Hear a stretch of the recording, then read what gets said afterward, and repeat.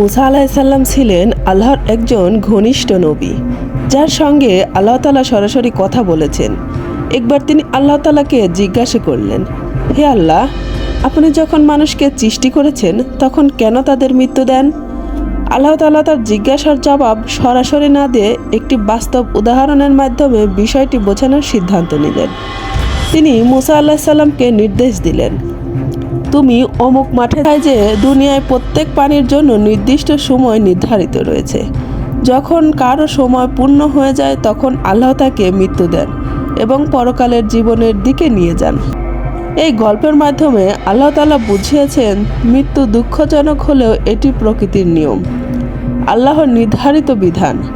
তাই মানুষের উচিত এই পৃথিবীতে ভালো কাজ করা এবং পরকালের জন্য প্রস্তুত থাকা।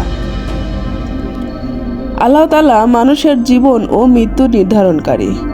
তিনি যখন যার জীবন শেষ করেন তখন তার মৃত্যু ঘটে। কুরআনে বলা হয়েছে, প্রতিটি প্রাণীকেই মৃত্যুর স্বাদ গ্রহণ করতে হবে, আর কিয়ামতের দিন তোমাদের পুরো প্রতিদান দেওয়া হবে।